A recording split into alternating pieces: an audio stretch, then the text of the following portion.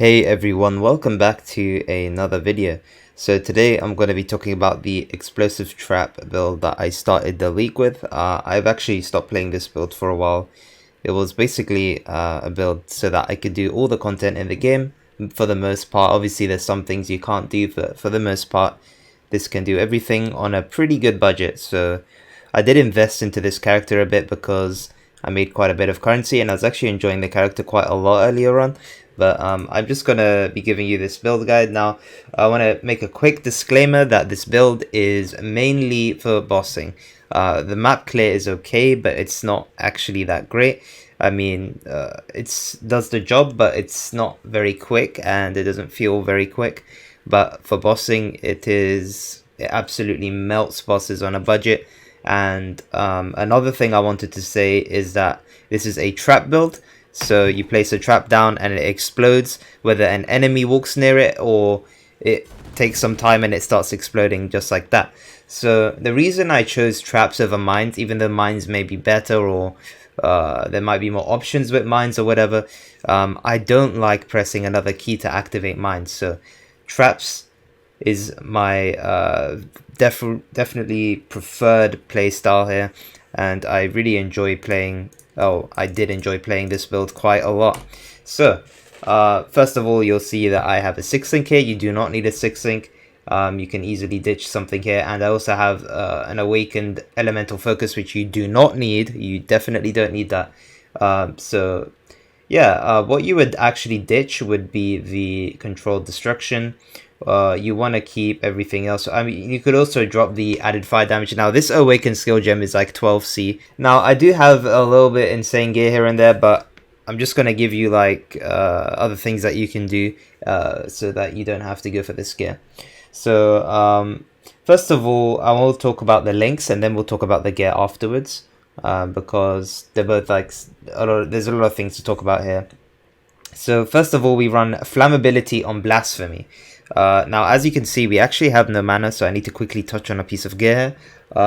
We use these gloves, and I'd say they're very important. They are a little bit expensive, but they are definitely worth it, and it makes your traps have blood magic. So you can throw as many as you want, and you lose a bit of HP, but it doesn't really do anything, right? So you don't have to use mana. That really helps a lot.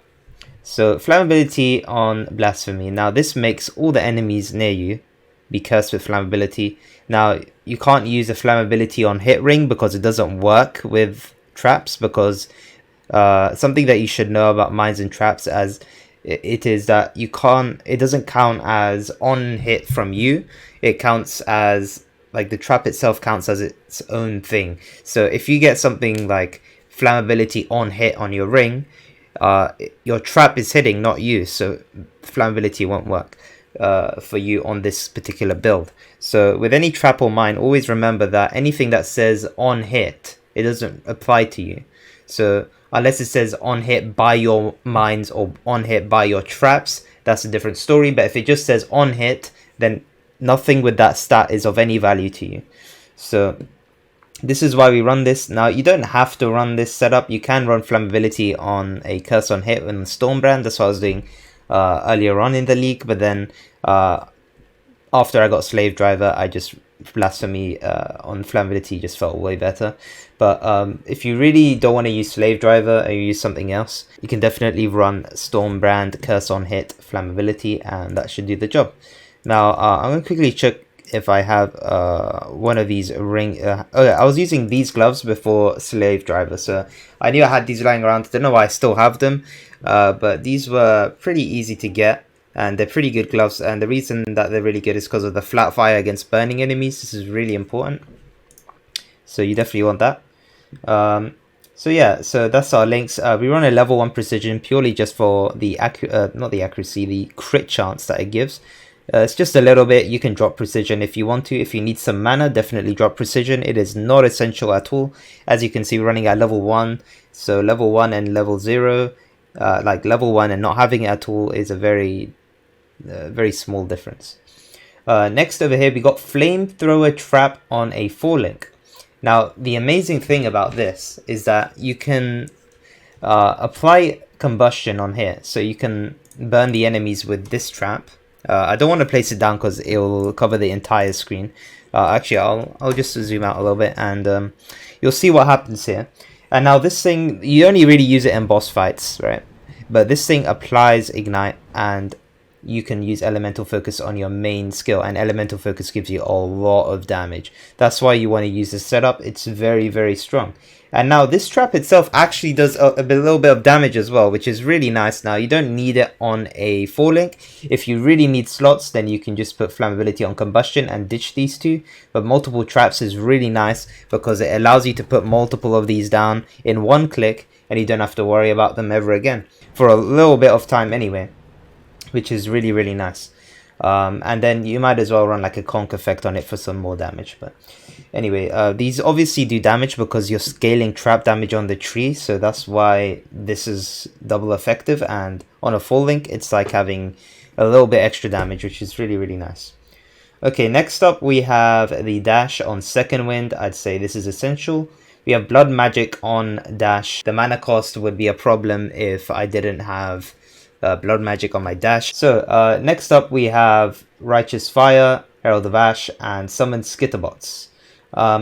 Sorry, I forgot to mention I'm also running portal here just to get out of a map. It's really nice. I recommend you run one of those. So we got righteous fire. Now Val righteous fire is the main thing we're using. We're not using righteous fire because I'll just show you what righteous fire does. If you go here, as you can see, I am taking a lot of damage. So I don't want to use righteous fire here, and you can't die in your hideout, but that's how that happens. And you do not want to use righteous fire. You just want to use Val righteous fire. So the reason you want to use this is because it gives you 29% more spell damage, and that is huge. You definitely want to use that in boss fights or in conqueror fights. You will do a lot more damage, and you really want to do that. And then we got the Herald of Ash. This is a lot of our damage, and we're actually using a ring to help this damage from Herald of Ash, and it's a very, very strong Herald, and you definitely want to use it with this build because it gives you Fizz as extra fire. Explosive Trap is a physical based trap which we're converting to fire, so any Fizz as extra fire is very, very strong here. And we got summon skitterbots. Now you don't have to run summon skitterbots, but they're very, very nice.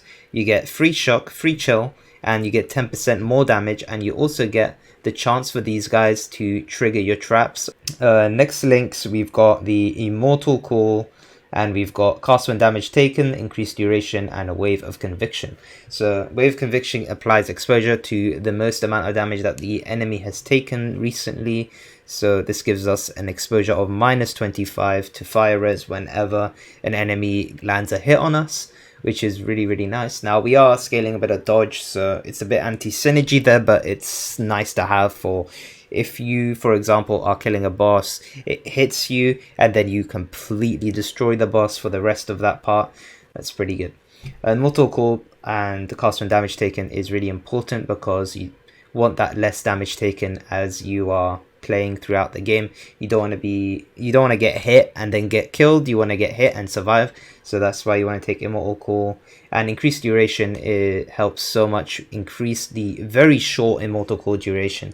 So you definitely want to get increased duration there if you can. You don't have to run increased duration if you can't fit it in, but that is entirely up to you guys. Okay, so our main 6 link here, we got Explosive Trap, added fire damage support. Now, as you can see, Fizz's extra fire is here again. It's like a mini Herald of Ash buff over here, which is really nice. And then we got the Trap and Mine damage support, which is a lot of damage. We got Cluster Traps now. You may think, oh, this gives you less damage, but the thing is, right, when you're playing a map, you want multiple traps to be out. If I take this out, let me just wait for these to run out. Look, you just throw one trap. That's not good enough. That's really not good enough. Now, the thing is, the more traps you have down, the more damage you do. And if you're fighting a boss, you shouldn't even swap this out, right? Because you will have so many more traps down if you use this. As you can see, how many are going to go off now? It would be way more effective than putting a damaging support in there. And Cluster Traps is just a savior for traps, honestly. Without this, it would feel pretty bad. Elemental focus. Now, because we're inflicting ailments through skitterbots, which isn't us, and also through our other traps, which also doesn't count as us, we have the cannot inflict elemental ailments, which is really, really strong, because we're inflicting all types of ailments, and we're getting more elemental damage on top of that, which is really, really nice, because we're inflicting ailments outside of us, or outside of our 6th link anyway, which is the main thing, because now we get even more damage, which is really good. And then we have Control Destruction for even more damage. Now, the reason I run Control Destruction instead of like AoE, which you can do for mapping, you can switch out Control Destruction for increased AoE if you want more clear. That's definitely more recommended, but you need to switch in Control Destruction for boss fights, otherwise you will feel a lack of damage. So, that is the links explained. Now I'll explain the items a little bit. So, this wand was a really lucky wand I got early league, and I self-crafted it. It was really easy to do. Now, it's not the most insane wand. It's pretty decent, but it's not like unobtainably hard, expensive. It's pretty cheap. All I did was I got this and I went to my garden and reforged with a fire modifier on a 84 Warlord Prophecy wand base. Now, a Opal wand at the time was way too expensive, so I just got a Prophecy wand, which was really cheap, and I just kept rolling and rolling. It only took me like 10 tries and I hit something like this, and this will do the job. Now, you're probably asking, where's your +1 fire gems? I compared this to a +1 fire gems alternative that was on the market, and it was actually better. So for my build, I'm gonna go for this one. And then for my other wand, we do have a +1 fire gems here. I bought this one early league. I can't remember how much I got it for, but it wasn't expensive. It's, as you can see, it's pretty mediocre. It's a lot worse than the first one that I just showed you, because it doesn't have much to it apart from the +5 gems. Now, Crown of the Inward Eye. You don't need the enchant, although the enchant is very, very nice. Now, I really like this helmet. You don't need to use this helmet, but the reason I got this helmet is because I have a bit of ES, and even though I'm taking acrobatics and I have less ES, I still have 800 ES. And the reason ES is actually good for my build is because Tinker Skin. And Tinker Skin gives you recover 50 energy shield when your trap is triggered by an enemy, recover 100 life when your trap is triggered by an enemy. So going hybrid is actually not bad at all with this build, and your survivability is really, really nice, because every time you're throwing out traps in a map, you are constantly getting life, you're constantly getting energy shield, and it feels really, really good. Now, one thing I will say is that less recovery rate maps are absolutely a horrible, horrible modifier for this build, and you do not want to use it. Your survivability will go down the toilet and you will die. You will definitely die on a high tier map with less recovery rate and maybe one other rippy mod. So you definitely don't want to run that map mod. In terms of other map mods that you can run Reflect, you can run sorry, I got traded. Let me just clear this off. So you can run LE Reflect, you can run pretty much all the modifiers, but you cannot run less recovery rate. I mean, you can run it, but it's not recommended. It's not like you're going to insta die like with Reflect. You just insta die with a different build, of course, but I don't recommend running that mod. I've had tons of bad experiences because I didn't learn from my first time I did a less recovery rate that it was so bad for this build. Back to the Crown of the Inward Eye. It's an overall insane helmet. I highly recommend it. Get the enchant if you can. If you can't, no problem. It's not going to affect your build too much. It just helps a little bit more damage for single target, but you don't need this helm enchant, okay? You can easily get away with just using this helmet without the helm enchant. Okay, next we have Zoph's Blood. Now, Zoph's Blood is very, very strong for this build. Now, all the fizz damage that your explosive trap scales naturally will auto turn to fire, and then you can just focus on doing one type of damage, which makes gearing way easier. So I highly recommend that you do get a Zoph's Blood if you can. If it's too expensive, you can just use a rare. It's not gonna be an great deal breaker, but it will lower your damage quite a bit. So you definitely want to try and get this amulet if you can. If you can't get this amulet, just get one with life. and some maybe some multi and just some resist. If you whatever you need, just get something that will do the job. It doesn't need to be any specifically high damaging amulet or insane rare amulet. I mean, if you wanted to go all out, you could get a +1 fire gems amulet and get all other useful mods like multiplier and whatnot and crit chance, but I don't recommend that. I think Zeus Blood does the trick, and you don't need to go any further than that. And if you can't afford this just yet, then you can get something else that will just give you life and resist pretty much. Okay, so next we've got a Circle of Anguish. This ring was really cheap, surprisingly. Now, because everyone thinks that these rings got really nerfed, nobody's really using them, which doesn't really make much sense because they didn't get nerfed that much. Now, the implicit, I highly recommend you get global physical damage, or you get something that will give you some type of damage if you can. If the ring is too expensive for you, then you don't need to do that. You can just get whatever implicit, but the main thing that you need to get on your ring is Herald of Ash has increased buff effect. That is the mod you're looking for. That's what you want to get a high roll on. That's going to give you a lot of damage. Now, as a secondary mod, I just got +1 to maximum fire risk to make me a little bit more tanky, but it's up to you. You really don't need to get that. You can get whatever you want on the second mod. Of course, if you want to go maximum damage, you go increased damage while affected by Herald of Ash, but that might be a little bit more pricey. Next, we've just got a life and resist ring. This is super cheap. You can easily get one of these rings for about 5 chaos. Something like that will do the trick. Okay, slave drivers. Now, I think I've touched on this already, but it's an amazing gloves for this build. It gives you a chance to gain endurance, frenzy, or power charge. It also gives you blood magic on your traps, so you never have to worry about mana again, and you can run as a few more auras than you normally could. So that is really good. Now, it does give you a bit of reduced trap throwing speed, but if you read this, it has increases and reductions to cast speed also apply to trap throwing speed. Now, this is really insane. Now, although we don't actually scale that much cast speed, we get frenzy charges which give cast speed. So all of those frenzy charges are going to give us some more trap throwing speed, which will feel really good in a map. So I highly recommend that you get these gloves if you can. If you can't use these gloves, you can get an alternative. Just life and resist will do the trick. You don't need to go all out, but keep in mind you won't have blood magic, so you won't be able to use as many auras as I do in this build. So make sure of that. You'd have to drop Blasphemy Flammability, and then you'll have enough mana to do what you want.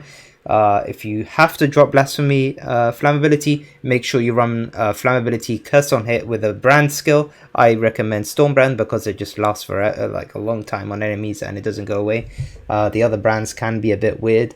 I did try Armageddon Brand. That was a horrible skill to use for applying curses, so I highly don't recommend that.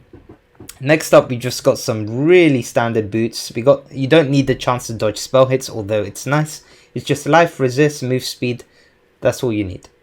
And then, okay, so I'm going to highlight over my belt here. You do not need something like this. This was because I found an opportunity to craft an insane item and I did it. You do not need to get this belt. You do not need to get anything close to this belt. All you need is life and resist. Don't care about the increased max life. Don't care about the increased flask recovery rate.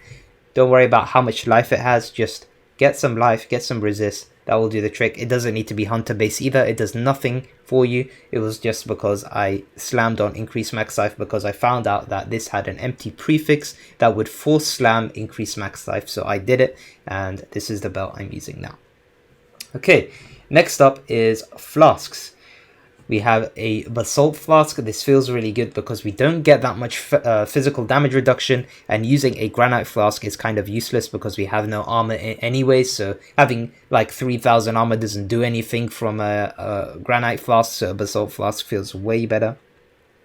Next, we just have an anti-bleed instant recovery life flask, which you can easily make with alterations. I highly recommend you do that. Next, we have a crit chance Cinder Swallow Silver Flask. And this is recommended. You don't need a crit chance one, you can get any one. And if Cinder Swallow is too expensive, just get a normal silver flask. I think I might have one, just one of these. You can get them in acts, you can buy them for 1C. Just get whatever on it. Next, we have a Quicksilver. Oh, quickly touch on Cinder Swallow. The reason why this is so insane is because enemies ignited by you during Flask effect take 10% increased damage. That means they take 10% more damage. So this is a really, really strong Flask if you can get it. And you are igniting because of the flammability combustion. So it's got synergy there and it works really, really well. Quicksilver, I recommend an adrenaline. I just slotted one in here because I took the adrenaline and put it on another account. So I'm sorry about that. Let me quickly see if I have one. Okay. Oh, that one's quite expensive. We'll leave that one. Quicksilver of adrenaline is pretty good. So try and get one of those. And then we have an antifreeze and diamond flask. A diamond flask is very, very important. Ups your crit chance a lot. Okay, so that is the gear overview. Now I'm going to quickly touch on the Ascendancy and the tree. I'm not going to go too in depth on the tree, but if you want me to answer any questions about the tree, leave it in the comments and I'll let you know. The paste bin will also be in the description. Sorry, I'm not going to put much on POB apart from just the build itself. I'm not going to put very much notes and I'm really sorry about that. But if you do have a question, do let me know in the comments. Okay. So, quick question that I'm probably going to get. Why didn't you go for Chain Reaction? Chain Reaction doesn't really provide enough for what it does. It only gives you some increased damage and increased cooldown recovery, which is not very good. And then skills used by traps have 20% increased AoE. That's not enough AoE. And then when your traps trigger, your nearby traps also trigger. Now, you do not need that mod. You kind of have that already. So, I don't know why that's a thing on Chain Reaction. It's kind of bad. So I don't recommend that at all. So we go for Explosive Experts. Why is Explosive Experts so good? Because we are burning, we are shocking, and we're chilling. So we're getting 30 multi, 80 crit chance, and 10% pen. So it's triple synergy there. It's perfect. That node is absolutely perfect for this build. Next up, we've got Perfect Crime. Now, the reason we take all the other nodes is because this is mines and these other nodes are really nice cure well, and this gives increased damage for traps. It gives you additional time, which is really strong. And then we got Pyromaniac, gives you regen if you're trap triggered recently, and that it gives you immunity to ignite and shock, which is really, really strong. You don't have to worry about elemental ailments apart from freeze, which is not too dangerous once you have an anti-freeze flask. So that's really, really nice. This also gives you reduced mana cost of your skills, reduced mana reservation of skills. This very nice node. And then Born in the Shadows is the absolute savior of this build because it blinds all nearby enemies, and that allows you to pretty much walk into a pack and not take any damage for the most part, unless they are throwing spells. So I recommend you don't do that against like Baron monsters. You will get insta one shot if you did that. So let's talk about why we went this way. Other things that you could potentially do maybe, but for the most part, I'll explain a few nodes. So we go up here. Now you can skip this cluster here, but the only problem is increased trap damage actually gives a lot for this build. Every increased damage, because we've got so much damage, any increased damage is just a lot of damage. So increased damage is really nice here. We go for Blood Siphon, obvious choice for life. We go this way, we take the increased trap speed, and we got the additional 2 traps placed at a time, which is very strong, allows you to place more traps, which is really, really nice. You go through here. Cold-hearted calculation obviously is the leading point to the rest of the tree. We go for this expeditions, munitions, I don't know what this is called, but yeah, we got the increased trap damage, increased AoE, increased throwing speed, just a very high value 3 points over here. We go up here, take Retina Blood to travel to Hasty Reconstruction. It gives you skills which throw traps have a 1 cooldown use. Now I don't actually know what this means, but when I put this on, it did feel very good, so I just kept it on. And then we have Gloomcast, a very big, not Gloomcast, Doomcast, which is a huge damage node, which you should definitely take. Now, Blast Cascade, we want to go through the up part to get the multiplier. The crit chance isn't that good. We want the multiplier because multiplier overall gives you more damage. Blast Cascade is a very insane node because it gives you a chance to gain a power charge when your trap is triggered by an enemy. So you're basically always on full power charges. Very, very strong node. Now, we go down here, go the upper part of the cluster over here. These are all insane. Clever construction allows your traps to not be damaged when they're thrown, which is a very, very strong. So if you didn't know, when you throw down a trap, it actually has a HP bar and it can be destroyed by an enemy. So if there's an enemy with a lot of AoE or a lot of damage, area damage, it will insta destroy your traps and you'll do no damage to the enemy. So clever construction is the most insane node that you could possibly get, because it allows your traps to not die straight away. Then we got devastating devices, a huge damage node. We got high explosives, another huge damage node that you can't afford to not go. Got increased trap damage here. Now I did say that it gives you a lot of damage, but this is unnecessary to go for these two because we already get so much damage here. So we take this dual socket, go for some fizz damage, crit multi. This doesn't cost too much. This should be about 10-15 kills. If it's not that price right now, you can skip out on one multiplier, get increased max life instead. It should be pretty cheap. Go to Blood Drinker for some life. Acrobatics now. Not everyone goes for acrobatics, but it's very, very helpful for survivability. I really recommend you go for acrobatics. It will feel pretty bad otherwise. You will get hit a lot and you will get killed a lot. Go for Survivalist over here for some 1% cold res and for some Ellie resist, which is nice. And we got Heartseeker for some extra damage. Now, do we go Alera? No, we don't. We go for non-Alera because we get enough resists, and Alera doesn't provide much for us otherwise. And since we're running quite a few rares, we got 1, 2, 3 rares, and that should be enough to really cap you. If it's not, then you can go for Alera. What I realized with this build is that you kind of run out where to put your skill points, so you just put them anywhere. So Alera might be the play, and then you don't have to get as many resists on your gear. It's totally up to you guys, but I wouldn't recommend going Alera. Now, we go up here to Throat Seeker, huge damage node. Melding for some life. We go up here and we want to take the crit chance and crit multiplier, big damage. Any crit chance, any crit multi is huge damage for this build. Another reason why you want to run, might want to run precision is so that you get the increase multiplier, whatever, while affected by precision Watcher's Eye later on if you want to invest even more into this build, but I didn't quite go for that. And then the reason we go for this small point here on top of the power charge is to get you increased spell damage per power charge, which is really, really strong. And then we go for some life and some resist here just to help out a little bit. We go for a bit more life. And we go for a bit more life and life again. As you can see, we go for a lot of life for some more survivability. And we got some regen over here, some damage. And that's pretty much the tree, guys. It's a pretty simple tree. There's not really much to it. It's mainly focusing life and a bit of damage. Lots of crit, lots of multi, and a little bit of pen. And that's pretty much the build.